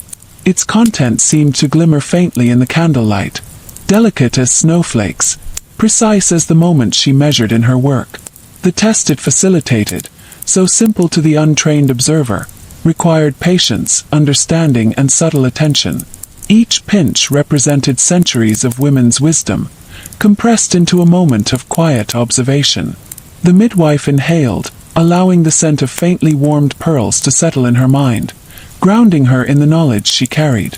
Outside, a small gust of wind shifted the snow on the roof, sending flakes cascading to the ground in a soft hush. Her ears caught the sound, catalogued it, and considered its origin. Was it only wind, or a branch yielding to weight, betraying the presence of someone moving quietly among the trees? She did not startle, did not approach the window. Years of experience had taught her that observation came before action. Hasty response often revealed more than careful stillness. The night seemed endless, measured only in breaths, in flickers of candlelight, in the crackle of the fire. She allowed her thoughts to drift momentarily to the young woman she had assisted earlier, picturing her walking through snow-covered paths, hood drawn low, hands protected from the cold, heart full of careful fear. The powder she had prepared, the instructions she had given, the secret system of signals, All ensured that the girl had a path, however narrow, through the intricate webs of household politics, societal expectation, and the rigid eyes of authority. Her fingers brushed lightly against a small wooden spoon on the table, worn smooth from decades of stirring herbs and powders. She traced its contours thoughtfully. Each tool in her care had been used countless times, each carrying a memory of prior work, of lives guided, of secrets kept. The tactile sensation of history grounded her. She had learned long ago that continuity, precision, and attention to detail formed a shield, invisible yet formidable. A faint tapping again echoed through the stillness. Not the wind, not snow settling. Measured, deliberate. She exhaled slowly, counting each second, each subtle difference in sound. Observation first, always observation. She moved minimally, her hands resting lightly on the table. The candle flickered, elongating shadows across the walls. She noted them, catalogued them, interpreted them, though none moved independently of the fire's gentle pulse. The footprints remained in her mind, though snow had softened them beyond recognition. 2 deliberate impressions, leading into the forest, marked with intention. Whoever had left them understood the weight of quiet, of observation, of the potential consequences of carelessness. And yet they had retreated. Whether for caution or curiosity, she could not yet know. Patience, she reminded herself, had always been the midwife's closest companion. She leaned back in her stool, closing her eyes briefly, listening to the night around her. The wind sighed through the trees, carrying snowflakes and the faint, distant rustle of branches. The room itself seemed to hold its breath, as though aware of the quiet tension that lingered. She inhaled slowly, held the breath, and exhaled. Each measured breath reinforced her calm, her clarity, her readiness. The night stretched on, unbroken, yet her senses remained alert. Observation, patience, precision. Centuries of tradition, distilled into her work, informed every action. The young woman's safety, her secrecy, the fragile balance of her household, each depended on the careful application of knowledge, the quiet understanding of human behavior, the subtle, slow rituals passed down through generations of women who had navigated a world of watchful eyes and unspoken consequences. She allowed herself one long, measured glance toward the window, then returned to her preparations. Each jar, each bundle, each tool was aligned, checked, and confirmed. Nothing was left to chance. Silence remained, broken only by the faint crackle of embers and the soft sigh of winter wind. Outside, the forest kept its secrets, as it always had, waiting. And so did she. The midwife leaned slightly forward, resting her elbows on the work table, her fingers brushing lightly over the clay jars. Each contained a fragment of centuries. Juniper for clarity, sage for focus, crushed pearls for confirmation, and dried yarrow for the delicate work of observation. She inhaled their faint aromas, letting them anchor her thoughts. In the quiet of the cottage, even the smallest scent became a marker of time and memory, a guide to the precision that governed her work. Outside, snow continued to fall, layering the forest floor in muted white. The footprints had long since been softened, almost erased, yet their presence lingered in her mind. They were deliberate, patient, and purposeful. Whoever had left them had watched her, studied her, and then departed without confrontation. That silence, intentional or cautious, was far more telling than any noise. It spoke of knowledge, of patience, and perhaps of intent. She rose slowly and walked toward the window again. The frost traced delicate patterns across the glass, curling like the fingers of some unseen spirit. Beyond, the trees swayed softly, their branches heavy with snow. A subtle movement caught her eye. A shadow shifting just beyond the reach of candlelight. She did not react immediately. Instead, she observed, noting its pace, its rhythm, its hesitation. Nothing rushed. Everything measured. This was the way of her work. The way of women who had lived centuries in quiet attention, learning to read small signs and subtle gestures with greater accuracy than most could imagine. Her hand rested on a small bundle of dried herbs, lavender, rosemary, and sage, tied carefully with twine. She considered lighting a small portion to release the smoke into the room, not as a charm, not as ritual, but as a method of observation. Smoke moved differently depending on air currents and subtle drafts, revealing what might otherwise remain hidden. She traced the motion of her hand above the bundle, visualizing how it would fall, how it would flow. Patience, she reminded herself. Every movement was a measure of consequence. The candle flickered, elongating the shadows on the wall. She let her eyes follow the shapes, tracing the long forms, noting how they shifted with the fire's pulse. Shadow and light could mislead, but they could also reveal. In her experience, the most revealing observations were often indirect, subtle, and slow. She leaned back slightly, crossing her arms, allowing herself a moment of stillness, cataloging every sound: the crackle of embers, the faint sigh of wind, the whisper of snow against the roof. Her thoughts drifted to the young woman she had assisted earlier. The cup of crushed pearls, the powder stirred gently into warm water, the instructions on discreet signals, all carried the weight of centuries. One small misstep could unravel the carefully maintained balance of secrecy. Each act she performed now, even this patient vigilance in her cottage, ensured that the girl could navigate the treacherous landscape of her household and the scrutiny of those around her. Knowledge, preparation, and subtlety. These were the midwife's tools, as necessary as herbs or powder. A sudden tap at the door caused her fingers to pause in midair. It was soft, almost imperceptible, yet deliberate. Not the wind, not snow settling. Someone outside, cautious, testing boundaries. She did not startle. She did not rush. She catalogued. Observation first. Action second. Each second of hesitation, each deliberate pause, allowed her to gather information her instincts told her would be vital. Whoever had been walking in the snow, whoever had left the footprints, was nearby, watching, waiting. She traced a slow circle with her fingertip on the table, as if mapping the path of someone unseen. Snow, silence, shadow, and cold formed a language she had spent decades learning to read. The footprints, softened though they were, had already spoken volumes. Patience, deliberate intent, awareness of the forest, awareness of her cottage, a knowledge of human movement that only someone trained or experienced could possess. She catalogued this silently, storing it in memory for future consideration. The firelight dimmed, sending long shadows across the room. She lit a small incense of dried sage, watching the smoke rise in gentle spirals. Its movement revealed drafts she could not feel, gaps in her cottage's structure, subtleties in air currents. Observation extended beyond the visible. Knowledge was not only in what could be seen, but in what could be felt, smelled, and sensed through careful attention. Centuries of women before her had relied upon such subtlety, and she had inherited that same patience, that same quiet vigilance. Her gaze returned to the table, to the jars, to the bundles, to the small wooden spoon worn smooth from years of use. Each object had its story, each action its consequence. The powder, the tests, the herbs, these were tools, yes, but also symbols of continuity, a bridge between past and present, a record of human care, human attention, human observation preserved in ordinary, unremarkable objects. Their power lay not in superstition, but in history, in meticulous care, and in the patient repetition of tasks that had saved lives across generations.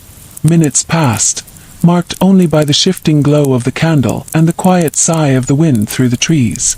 The footprints had vanished entirely under fresh snowfall, leaving no visible evidence. Yet she remembered them. Their careful spacing, their deliberate placement, their retreat into the dark forest. She catalogued their every detail, noting what it implied, what it did not, and what might come next. Patience, patience, patience, the constant refrain in her mind. Her hand returned to the jar of crushed pearls. She imagined the young woman sipping from the cup, feeling the warmth, sensing the subtle changes in her body, guided by careful observation and centuries of female knowledge. Each pinch of powder carried history, trust, and subtle guidance. Each measured step ensured that secrets remained hidden, that lives were protected, that discovery would be delayed, perhaps indefinitely. Such was the responsibility she bore, quietly, alone in the chill and the firelight. A faint sound drifted from the forest again. A brush of branches, a whisper of snow settling. She held her breath, catalogued the subtle rhythm, and exhaled slowly. The night stretched long and silent, yet thick with the weight of observation. She did not rise.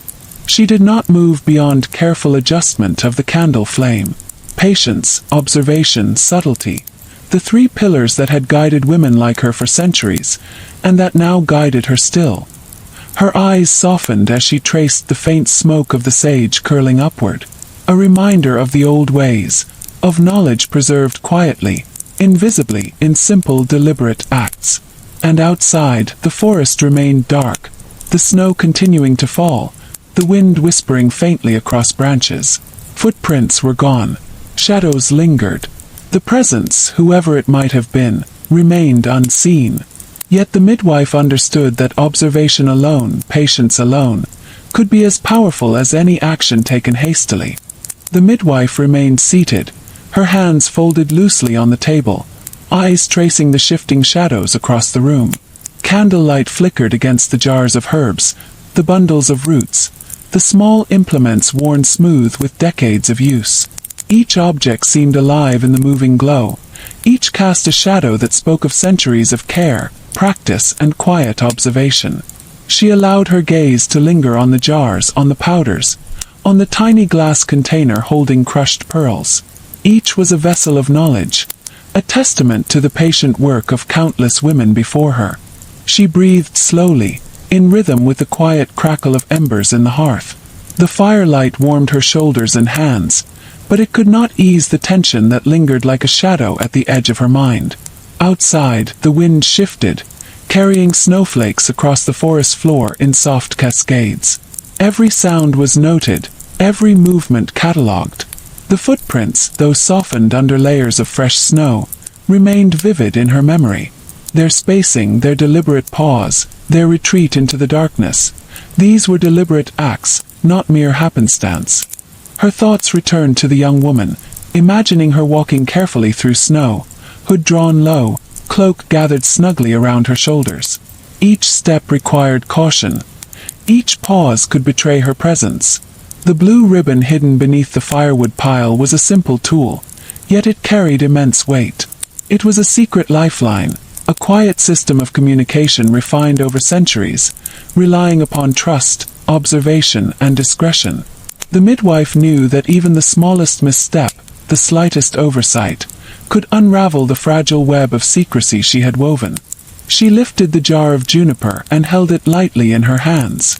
Its earthy, faintly resinous scent rose, grounding her thoughts. Juniper was subtle, not magical, but it carried centuries of empirical observation. Women before her had relied on it to guide their actions, to test, to observe, to understand what could not be seen with the eye alone. She considered its history, the countless hands that had ground its berries, the careful measurements that ensured efficacy, the quiet patience required to wait for results. It was not the substance alone that mattered, but the method, the slow, deliberate, practiced touch. A faint sound drifted from the edge of the forest. A brush against snow, the slight shift of branches under weight. She did not move. Her ears catalogued the rhythm, noting its cadence, its deliberate slowness. Whoever was outside understood discretion. Whoever had moved before had left footprints that spoke volumes. Now, hidden in darkness, they continued to observe, patient, restrained, aware. Observation, she reminded herself, often carried more power than action. Her gaze fell to the table again, to the small bundles of dried herbs neatly tied with twine. Sage, lavender, yarrow, rosemary. Each selected carefully for effect, each chosen for centuries of tradition, each prepared with deliberate intent. She lifted a small bundle of sage and let its faint aroma rise, imagining the smoke curling through the room. Smoke in her practice was more than ritual. It was a marker, a subtle test of air currents, of movement, of the unseen. It revealed what might otherwise remain hidden. Observation in layers, subtlety in practice. This was her craft, her inheritance, her responsibility. Minutes passed slowly, each measured in breaths, in the soft hiss of snow against branches, in the subtle crackle of embers. The midwife allowed herself one long exhale, feeling the rhythm of the room, the weight of history, the patience required to navigate uncertainty. Outside, the forest remained dark and silent, yet she understood the power in unseen presence.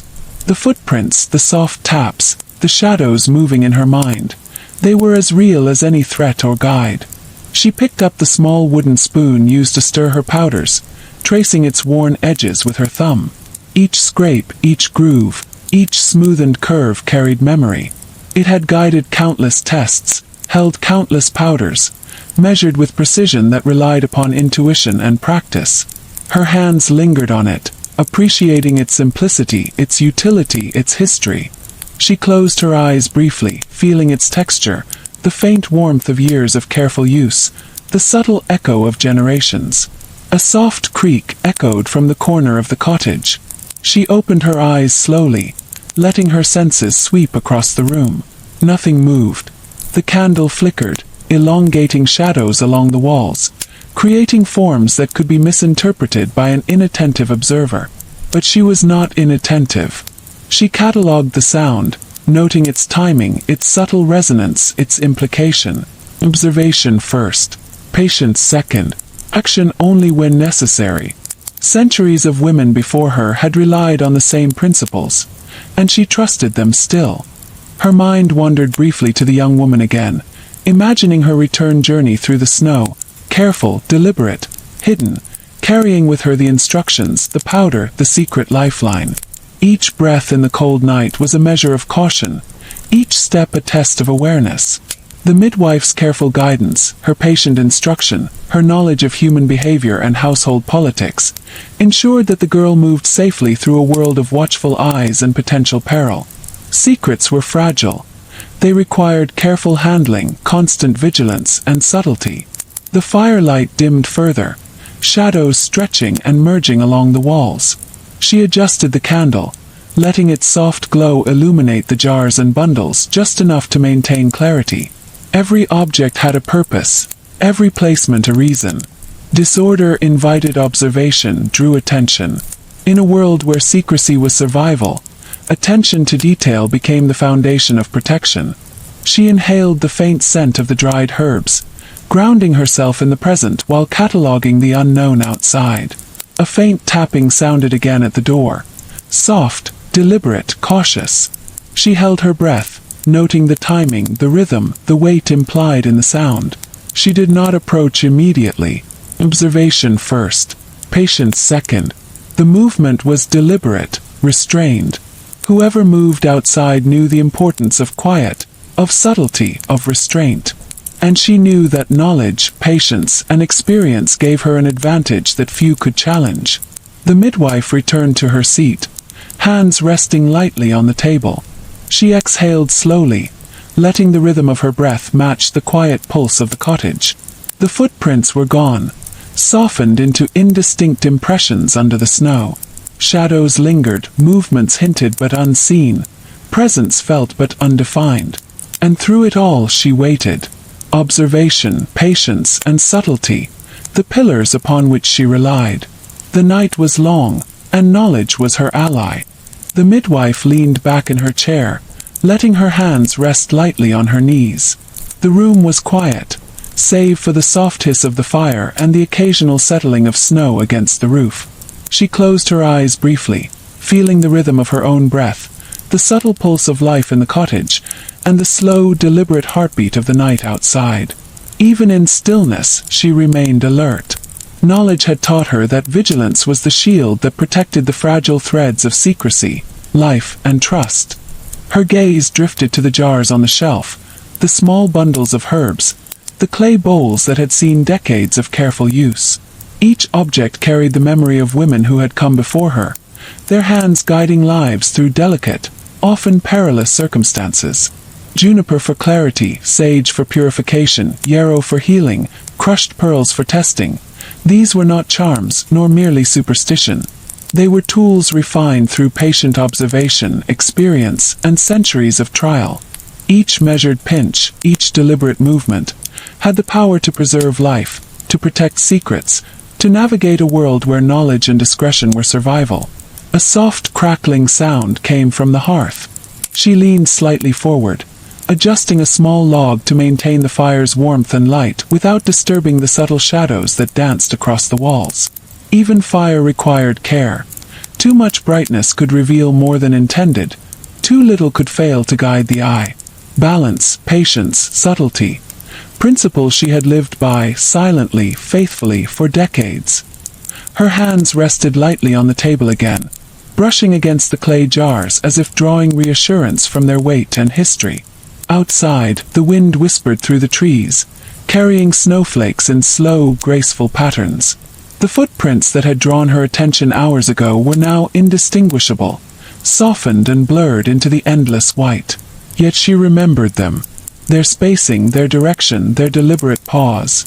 They spoke of intent, patience, and perhaps knowledge of her cottage and the ways within. Observation, she reminded herself, was the first measure of control. Awareness before action. Knowledge before risk. Her thoughts returned to the young woman, walking alone through winter woods, hood drawn low, cloak gathered around her shoulders. Every step measured, every breath calculated, every pause necessary. The small blue ribbon hidden beneath the firewood, a simple, delicate piece, was a lifeline. A system honed over decades, practiced for generations. The young woman's safety depended on subtle gestures, quiet signals, and careful observation, guided by the experience of women who had navigated a world of watchful eyes, hidden alliances, and unspoken consequences. She rose slowly, moving to adjust the candle, its small flame flickering and casting long, shifting shadows. The jars and bundles seemed to sway in the firelight, alive with history and memory. Her hand lingered on a small bundle of sage, inhaling its faintly sharp, calming aroma. The smoke, she imagined, would rise slowly, revealing drafts, subtle movements, the almost imperceptible flow of air. Observation extended beyond sight.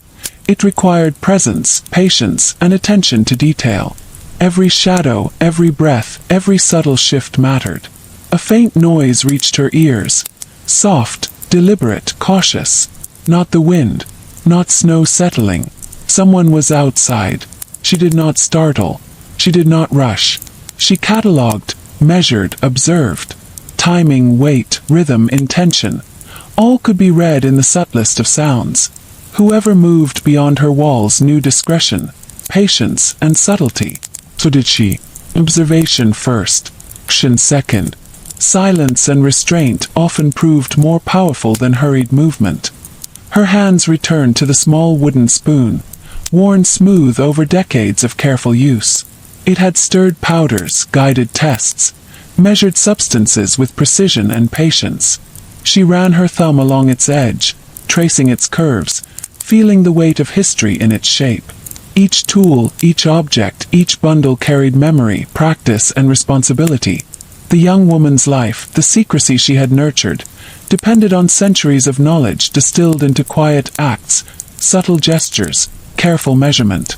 Minutes passed in quiet vigilance. The fire crackled, shadows shifted, snow fell. Outside, the forest remained dark and patient. Footprints, softened and obscured, no longer marked the snow, yet their memory lingered, vivid and deliberate. She catalogued each sensation, each shadow, each breath. The night stretched long, measured in quiet moments of observation, in the deliberate stillness of candlelight, in the careful arrangement of objects that carried the weight of centuries. She paused, closing her eyes briefly, inhaling deeply. Her body relaxed slightly, but her awareness remained sharp. Patience, observation, subtlety. The principles that had guided women for centuries continued to guide her, now and always. The young woman's safety, her secrecy, the fragile web of knowledge and discretion, rested on careful attention, slow calculation, and quiet vigilance. Each small action, each careful step, carried significance beyond its immediate appearance. The midwife rose one final time for the night, adjusting the hearth, ensuring the fire burned steadily, and that the candle illuminated just enough to maintain clarity without revealing too much. Her movements were slow, deliberate, and careful, each step measured, each gesture controlled. Outside, the wind whispered, snow fell, and shadows stretched across the forest floor. The cottage remained quiet, yet the weight of vigilance pressed gently upon the room. Knowledge, experience, and centuries of women's work guided every action. Her gaze lingered on the jars of herbs, the small bundles, the clay bowls, and the wooden tools. Each contained memory, history, and purpose. Observation, patience, subtlety. These principles were embedded in her very being. The night continued its slow passage, measured in breath, firelight, and falling snow. Every detail mattered. Every action carried consequence. And through it all, she waited, patient, attentive, quietly aware. The midwife returned to her seat, settling into the worn wooden chair as the candlelight flickered low. Outside, the forest remained shrouded in snow and darkness, yet she could feel the subtle shift of air through the open window pane. A faint draught, carrying the scent of pine and winter frost, whispered through the room. Her fingers brushed the jars before her once more. Juniper, sage, yarrow, crushed pearls, each containing centuries of careful knowledge. The weight of their history pressed gently against her awareness, reminding her that even the smallest gesture could carry significance. A distant sound broke the quiet, soft yet deliberate. A branch bending under weight, a footfall almost imperceptible against the snow-covered forest floor. The midwife's eyes lifted slowly toward the window. Her breath slowed, measured, patient. Whoever moved beyond the walls of her cottage was careful, cautious, aware of her vigilance. She catalogued the rhythm, the timing, the subtleties of their presence. Observation first, patience second, action only if necessary. Her instincts, honed through decades of work, whispered caution, and yet curiosity pressed gently behind her calm demeanor. Her gaze returned to the clay bowl, now filled with the crushed pearls, a pale luminescence catching the candlelight. She thought of the young woman, walking alone in winter's hush, cloak drawn tight, hood low, hands wrapped against the cold. The powder, mixed carefully, patiently, had been more than a test. It had been a bridge, a subtle, invisible connection between secrecy and safety. The blue ribbon beneath the firewood remained a lifeline, a signal that could summon aid without words. And yet, as the night deepened, the forest held its own secrets, dark and patient, waiting beyond sight and snow. The candle flickered, shadows stretching across the walls, dancing over the jars, the bundles, the tools. Each shadow seemed to move with intention, alive with history and memory. She inhaled slowly, feeling the rhythm of her breath, grounding herself in the quiet. Centuries of women before her had relied upon such observation, such patience.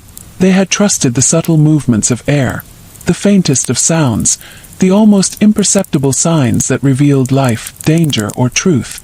And she, in this humble stone cottage, carried the same vigilance forward.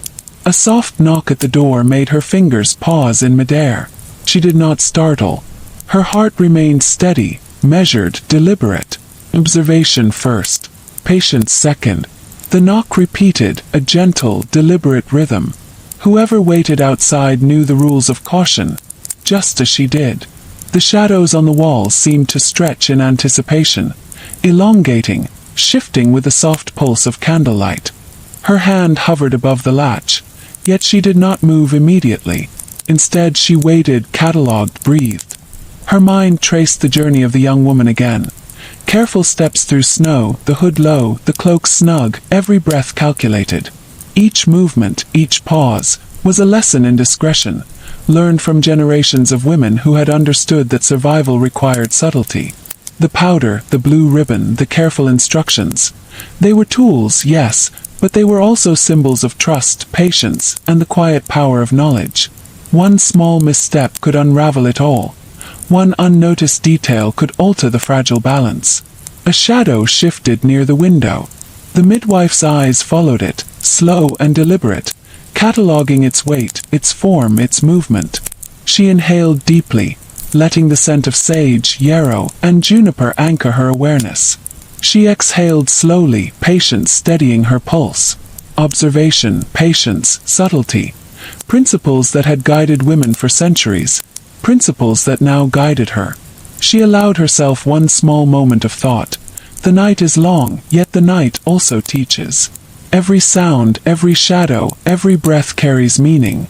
The knock at the door softened, replaced by silence. She leaned back slightly, her eyes scanning the room, noting the placement of each object, the subtle shadows along the walls. The embers glowed faintly in the hearth, the candle flickered low, and the snow outside fell gently, covering tracks, hiding evidence, and preserving secrets. Her fingers traced the rim of the clay bowl once more, drawing attention to the careful preparation of the powder inside. She understood that her knowledge, her patience, her careful vigilance, had created a fragile, invisible shield around the young woman. Yet she also knew that shadows never stayed hidden forever. Then, just as the candle sputtered faintly, she heard it. A sound so soft it could have been imagined. The faint brush of a cloak against wood, a tiny creak in the snow outside. The midwife held her breath, every sense attuned. Whoever was out there moved with purpose, yet carefully, respectfully of the cottage's walls. She catalogued the sound, aware that each detail carried meaning. A life, a secret, a step. Small movements that could reveal more than words ever would. She rose slowly, walking to the window once more, drawing the curtain aside just enough to peer into the snow-covered darkness. Beyond, the forest stretched endlessly, white and silent. No footprints appeared. The snow had erased the earlier tracks, leaving no evidence of passage. Yet her mind, trained over decades, traced patterns invisible to the eye. The faintest impressions, the softest disturbances, the subtle bending of branches, they spoke volumes to those who knew how to listen. Her gaze lingered in the darkness, alert yet calm. She knew the young woman's path was still alive in the forest, cautious and careful, protected by the guidance she had received. The powder, the ribbon, the instructions, all formed a network of subtle care. And she understood that tonight patience, observation, and quiet vigilance were not merely tools. They were shields, guardians of life and secrecy. She returned to the table, hands resting lightly on the jars and bundles. Outside, the wind whispered through the trees, snow falling gently, silently, masking footprints, hiding evidence, and preserving secrets. And in the cottage, the midwife exhaled slowly, her pulse steady, her mind calm. She allowed herself a moment to imagine the young woman safe, moving carefully, guided by invisible instructions and quiet knowledge. The candle flickered low, the shadows stretching, the fire embers glowing faintly. The night remained vast and patient, holding secrets, waiting, observing. And the midwife, her eyes soft, her breath slow, whispered quietly to herself, as if speaking to the forest itself. Patience, vigilance, observation. Let the night teach. Let the path remain hidden. And let care guide the next step. Close your eyes, she might say if you were beside her now. Breathe deeply. Feel the warmth of the hearth, the quiet weight of knowledge, the gentle rhythm of snow falling softly outside. The world is wide and patient, yet life, secrets, and trust endure through careful observation. One small step at a time, each moment deliberate, each breath measured. Let the shadows pass, let the snow cover tracks, let the knowledge of centuries guide you. And yet, in the hush of the night, a faint movement caught the corner of her eye. A shadow shifting just beyond the glow of the candle. She did not startle, did not move too quickly. She catalogued, observed, waited. The night had taught her patience for decades. Yet even now, in the quiet of her cottage, the forest held its own secrets, alive, deliberate, waiting. And so the story paused here, on the edge of discovery, where vigilance meets uncertainty, and the next step, unseen, hung silently in the winter night.